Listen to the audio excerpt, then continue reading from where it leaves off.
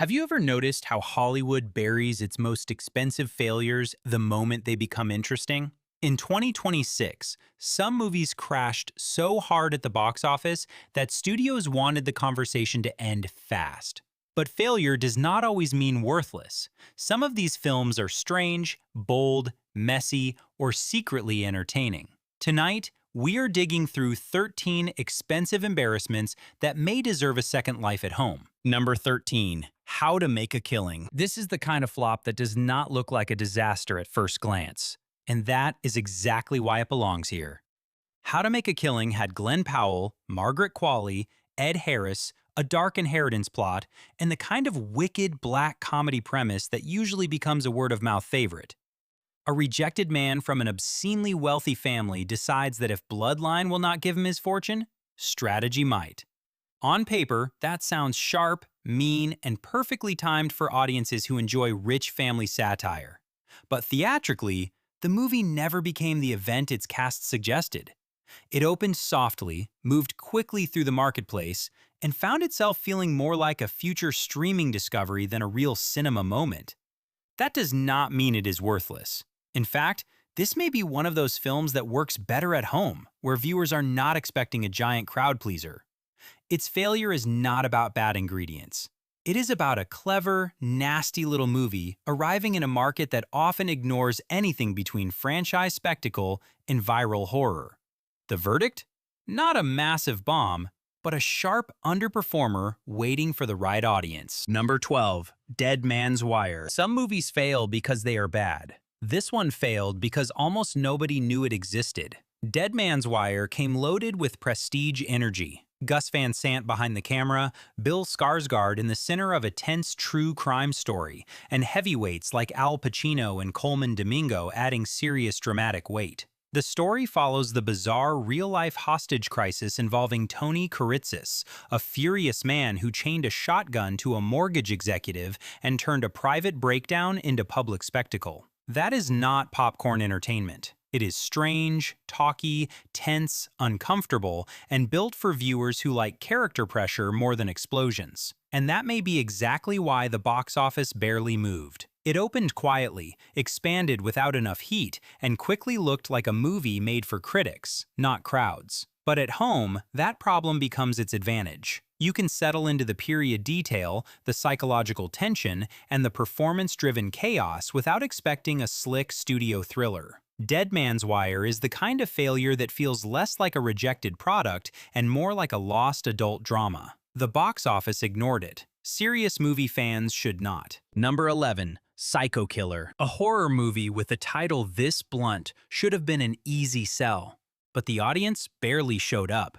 Psycho Killer had a simple hook: a police officer hunting the brutal killer who murdered her husband. No complicated mythology, no superhero homework, no giant universe to understand. Just grief, danger, and pursuit. It also carried the name of Andrew Kevin Walker, the writer associated with some of cinema's darkest crime thriller instincts, which should have made genre fans curious. But curiosity did not translate into ticket sales. The movie reportedly cost around $10 million and earned only a fraction of that worldwide, making it one of the clearer, small-scale theatrical disappointments of 2026. Still, this is exactly the kind of film that can find a second life at home. Horror fans are often more forgiving when the stakes are smaller, the mood is nastier, and the viewing experience feels like a late-night discovery instead of a major event. Psycho Killer may not have been strong enough to dominate theaters, but as a grim, compact thriller for a quiet night, it has value. Sometimes the scariest thing about a horror movie is not the killer. It is how quickly theaters abandon it. Number 10. Good luck, have fun, don't die. This movie sounds like someone threw artificial intelligence, apocalypse panic, and barroom chaos into one blender, and the box office still said no. Good luck, have fun, don't die came from Gore Verbinski, the filmmaker behind some of Hollywood's strangest large-scale entertainments. And it had Sam Rockwell leading a gonzo sci-fi setup about a man from the future trying to stop a catastrophic AI event. That should have felt timely. In 2026, fear of artificial intelligence was everywhere, in jobs, art, media, and politics. But being timely does not always mean being commercial. The film was weird, loud, difficult to sell in one sentence, and not attached to an existing franchise. Audiences who wanted clean science fiction may have found it too chaotic, while mainstream viewers may not have known what it was. The result was a theatrical run far below its reported cost. But that weirdness is also the reason it deserves a home watch chance. This is not safe algorithmic content. It is messy, energetic, and risky in a way studios rarely allow anymore. The box office rejected the gamble, but cult movies are often born from exactly this kind of confusion. Number 9. Mother Mary. A24 gave audiences a stylish music drama nightmare, and audiences responded like they had been handed a locked diary in a foreign language. Mother Mary had Anne Hathaway, Michaela Cole, Hunter Schafer, David Lowery directing, and a psychological pop star premise that sounded glamorous from a distance. But this was never built like a normal crowd pleaser. It was a moody, arty, emotionally strange film about image, identity, performance, and obsession. That kind of movie can earn passionate defenders, but it also needs careful positioning. Instead, its theatrical numbers were painfully small compared with its reported $20 million budget. For a film with famous names and high-style ambition, that gap was hard to ignore. But here is the twist. Mother Mary may be exactly the kind of failure that ages better outside the box office conversation. At home, viewers can treat it less like a big release and more like an atmospheric experience. Its value is not in mass appeal. Its value is in mood, music, performance, and risk. Some films fail because they are empty. Mother Mary failed because it was too specific, too odd, and maybe too inward-looking for casual moviegoers. That does not make it disposable. It makes it divisive. Number 8. Animal Farm. Turning George Orwell into a broad animated feature was always going to be dangerous, and 2026 proved just how dangerous. Animal Farm arrived with Andy Serkis behind the project and a stacked voice cast, adapting one of the most famous political allegories ever written. That title carries heavy expectations. Readers remember the book as sharp, bleak, and brutally direct about power, corruption, and propaganda. But the film's lighter, more family-facing approach created immediate tension. Traditionalists wondered whether the edge had been softened. Casual audiences may have wondered whether they were being sold a children's cartoon or a political warning. That confusion is poison at the box office. The film reportedly carried a $35 million budget and earned only a tiny portion of what it needed theatrically. Still, as a home watch, Animal Farm is fascinating because it shows what happens when a classic text is reshaped for a modern, broader audience. Whether you agree with the adaptation or not, it gives viewers something to argue about, and argument is sometimes more interesting than success. This was not just a movie that underperformed. It was a reminder that adapting a classic is not about recognition alone. It is about trust. Number 7. In the Gray. This was supposed to be a cool guy action rescue mission, but the box office treated it like a classified file nobody wanted to open. In the Gray had the kind of names that should have made action fans pay attention. Guy Ritchie directing, Henry Cavill, Jake Gyllenhaal, Isa Gonzalez, and Rosamund Pike inside a slick extraction thriller about elite operatives chasing a stolen fortune. On paper, that sounds like pure popcorn fuel. But in theaters, the movie landed with a thud. It opened weakly, faded fast, and quickly became one of 2026's clearest action disappointments, with reported worldwide numbers far below what a star-driven wide release needed. The problem was not just quality. It was urgency. Audiences have seen stylish men with guns, secret teams, stolen money, and desert escapes before, so the movie needed a sharper identity to feel unmissable. At home, though, that changes. This is exactly the kind of film people click when they want fast pacing, handsome stars, expensive locations, and no heavy homework. In the Gray may have failed as a theatrical event, but as a streaming night action pick, it could still do the job. Hollywood wanted a franchise starter. Viewers may simply find a decent guilty pleasure. Number 6, 28 years later, The Bone Temple. This was the horror sequel fans wanted to protect, but the box office treated it like an infection that never spread. 28 years later, The Bone Temple continued one of the most respected rage virus universes in modern horror, with Alex Garland's writing and Nia DaCosta directing. That alone gave it credibility. But credibility is not the same as commercial momentum.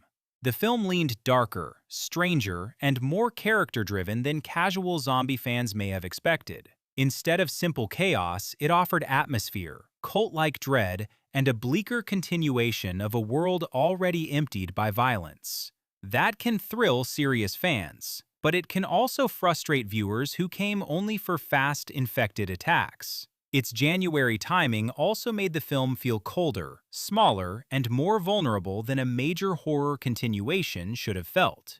Against a reported $63 million budget, the worldwide total landed below expectations. But this is exactly why it belongs on a must-watch at home list. The Bone Temple may play better when viewers are not measuring it against opening weekend hype. Its images, mood, and franchise importance deserve attention. Sometimes a sequel fails because it betrays the original. This one may have failed because it asked horror fans to slow down and listen to the silence. Number 5, They Will Kill You. This movie had blood, chaos, dark comedy, and a title that practically screamed for attention, yet theaters still left it bleeding out. They Will Kill You came in with a wild premise. A woman takes a housekeeping job inside a mysterious luxury building, only to discover the residents are hiding something far more dangerous than dirty secrets.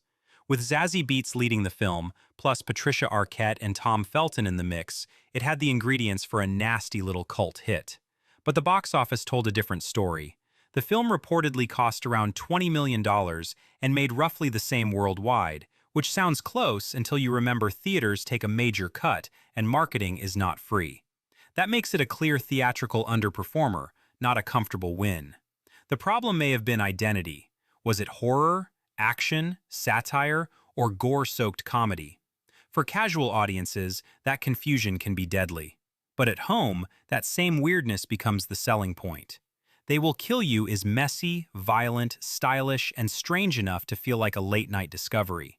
It may have failed as a mainstream release, but for horror fans hunting something offbeat, this flop has cult potential written all over it. Number 4, Greenland 2, Migration. The first Greenland became a sleeper survival favorite, but the sequel discovered a brutal truth. Not every homegrown hit becomes a theatrical event. Greenland 2, Migration brought back Gerard Butler and Morena Baccarin for a larger post-apocalyptic continuation, moving beyond the immediate comet disaster into the terrifying question of what survival looks like afterward. That is a strong idea. Disaster movies usually end when the family escapes. This one asks what happens when escape is only the beginning. But sequels need urgency, and this one struggled to make audiences feel they had to see it in theaters. The original built much of its reputation through home viewing, which may have quietly damaged the sequel's theatrical potential. People liked the world,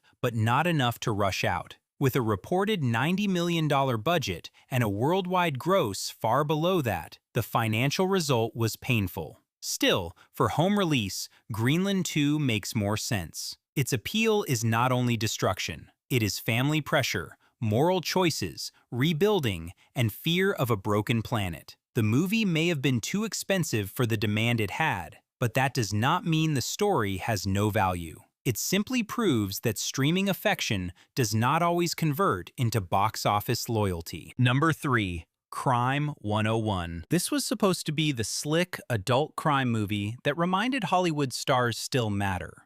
Then the box office gave a colder answer. Crime 101 had a cast most thrillers would envy. Chris Hemsworth, Mark Ruffalo, Barry Keoghan, Halle Berry, and more, all wrapped inside a Don Winslow-inspired crime story about jewel theft, obsession, and the line between hunter and hunted. That sounds like the kind of polished, grown-up thriller audiences claim they want back in theaters. But claiming and paying are two different things. Despite recognizable names and positive attention, The film reportedly cost around $90 million and failed to reach that mark worldwide. In today's market, adult crime dramas face a brutal challenge. They are too expensive to be niche, but often too serious to compete with franchises, animation, horror, or superhero spectacle. Crime 101 landed in that uncomfortable middle ground. Yet that same middle ground is exactly why it deserves a home audience. It offers movie star presence, atmosphere, tension, and a story built for viewers who miss stylish studio thrillers. Its box office disappointment should not erase what it represents. Crime 101 is not proof that adult thrillers are dead. It is proof that theaters are becoming less forgiving toward them. Number 2. The Bride. Hollywood spent big on a punk gothic Frankenstein fever dream, and audiences backed away like the monster had opened its eyes. The Bride was one of the strangest, expensive gambles of 2026. Maggie Gyllenhaal reworking Bride of Frankenstein with Jessie Buckley, Christian Bale, Annette Bening, Jake Gyllenhaal, and Penelope Cruz. That is not a normal studio package. It sounds like art house ambition wearing blockbuster clothes. The film carried style, prestige, and risk, but risk becomes terrifying when the budget climbs near the level of a franchise tentpole. Audiences seemed unsure what they were being sold. Was it horror, romance, musical-adjacent gothic fantasy, feminist monster myth, awards play, pop experiment? That confusion can be exciting for cinephiles, but deadly for opening weekend. With a reported $80 to $90 million budget and a worldwide total around $24 million, The Bride became one of the year's clearest bombs. And yet, this may be the most fascinating failure on the list. At home, away from box office headlines, viewers can judge the movie for its ambition instead of its financial collapse. Even if it does not fully work, it swings hard. And in a year full of safe choices, a beautiful disaster can be more memorable than a forgettable hit. Number 1. Desert Warrior. This is not just a flop. This is the kind of financial collapse that makes Hollywood accountants stare at the ceiling in silence. Desert Warrior had the ingredients of an old-school epic. Massive desert landscapes, sword and sandal scale, international ambition, and a budget reportedly soaring well into blockbuster territory. It was the kind of movie designed to feel huge, muscular, and cinematic, the sort of production that wants audiences to see the money on screen. But theatrical history is cruel to expensive epics that arrive without enough audience demand. If viewers do not already feel emotionally connected to the world, the cast, or the story, scale alone cannot save it. Desert Warrior reportedly cost around $140 to $150 million. Yet its box office was shockingly tiny, making it one of the most dramatic underperformers of 2026. Still, that is exactly why people should be curious. Sometimes a financial disaster becomes fascinating because you want to see where all that ambition went. Was it misjudged? Was it mistimed? Was it built for a global audience that never arrived? At home, Desert Warrior becomes a cinematic autopsy, a huge swing, a brutal miss, and a reminder that spectacle without urgency is just expensive sand. So, were these movies truly failures, or did audiences just miss them at the wrong moment? Some collapsed because they were too strange, others were too expensive, too familiar, or badly marketed. But at home, without the box office noise, a few may surprise you. And sometimes, the biggest flop is hiding the most interesting film.